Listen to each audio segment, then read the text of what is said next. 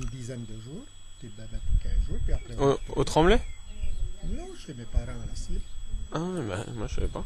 Ben, j'étais pas encore au Tremblay à ce moment-là, moi j'avais 20 ans. Et le truc à Méniceller avec le... C'est à Méniceller que tu les as vus pour la première fois? Qui?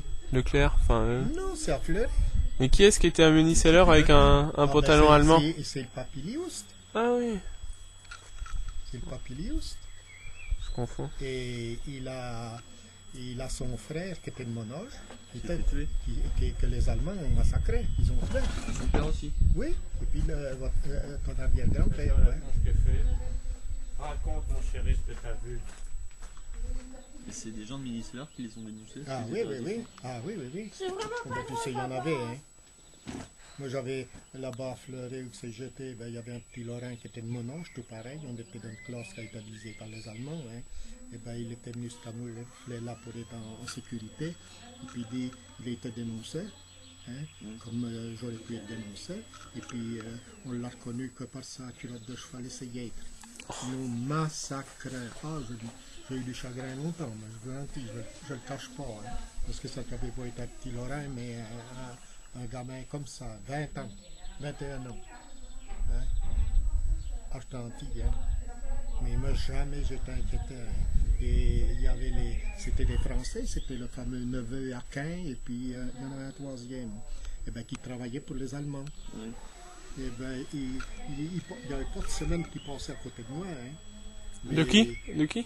Comment il s'appelait? Les fameux Jardin, collaborateurs, le jardin. Ouais. Et ils ont été jugés, ces gars-là, ils ont été jugés à Alençon, ils ont été condamnés à mort. Et la seule chose que me suis toujours regretté, c'est de ne pas avoir été au procès. Toutes les semaines, je les voyais. Ils ont fait des massacres là-bas.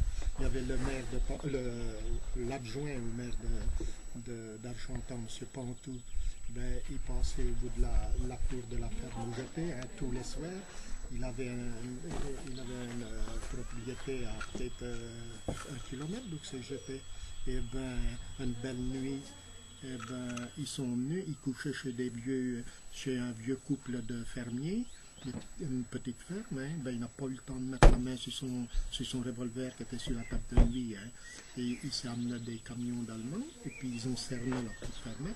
Puis là, ils l'ont emmené dans sa carrière de sable qui était tout auprès. Ils ont arraché les côtes dans la carrière sous les yeux de sa fille. Et sa fille, elle était déportée. Elle était déportée, elle était à Buchenwald. Et il y a 5-6 ans qu'elle est morte, c'est tout. Ah, ben, il pensait tout comme. Je ne sais pas y penser. Hein. On ne croyait pas. Hein. Et 8 jours après qu'on était libérés, hein, par l'armée Leclerc, ben, il y en avait encore qui passaient au bout de la cour, comme dirait là, 7, 8, 10 Allemands qui passaient avec les mitraillettes et tout. Hein, ils cherchaient à se camoufler. Hein. Ils ont été se camoufler dans les marais. Alors moi je filais à travers les prés comme ça chez le maire. C'est comme si on allait à la ferme là, chez Jean-Pierre. Et ben pour leur dire au maire, bon ben les gars de l'armée Leclerc ils se sont amenés, mais ils ne les ont pas retrouvés. Hein. Ils se sont camouflés vraiment d'où. Hein. Ben oui, mais le dernier, mon vieux, il m'a mis en joue comme ça. J'ai eu que le temps que de me retirer, mais j'aurais tout aussi bien pu avoir une balle dans la peau. Hein. Salaud. Là, c'était l'armée régulière. Hein. Parce que dans la ferme où j'étais, eh ben, ils auraient retardé de 4-5 heures. L'armée aurait retardé de 4-5 heures. Et ben, on était envahi de SS.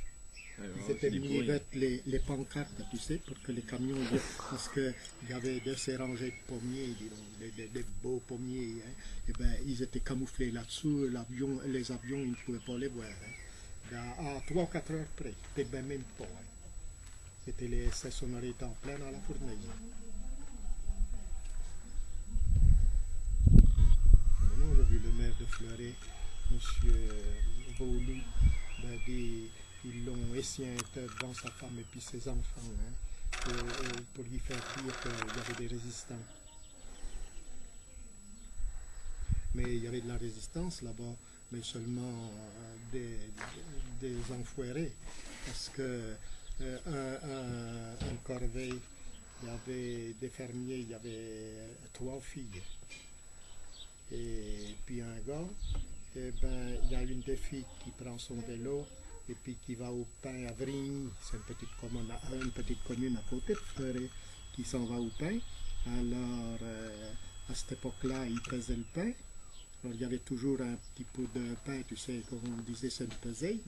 Et bien, elle s'en va, elle attache son pain sur son porte-bagages, et puis la pesée, elle s'en va pour la mettre dans sa sacoche de son vélo.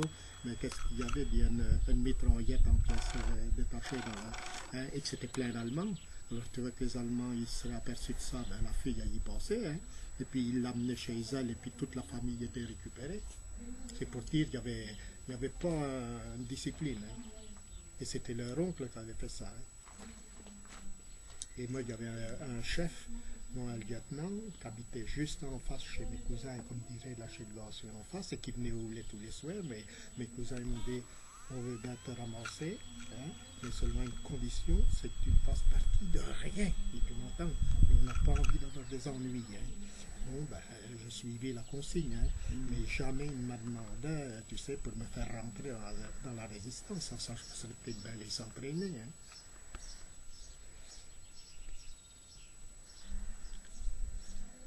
Il dit quand ton grand-père il m'a raconté tout ce qui s'était passé, et lui il était chanceux qu'il y a eu des voisins qui l'ont ramassé, et qui l'ont surtout ne bouge pas de là, sans ça y pensait aussi. Hein. Oh, ben, il aurait pensé tout pareil. Hein.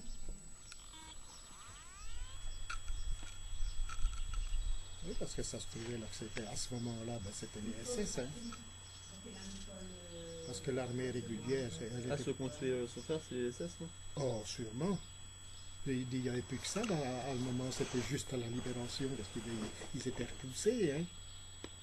Ça devait être les SS. Hein.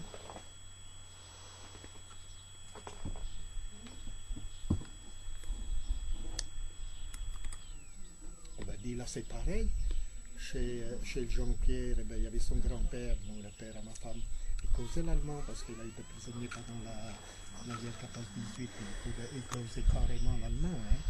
Et ben, il y en a deux qui se présentent quelques jours après la libération.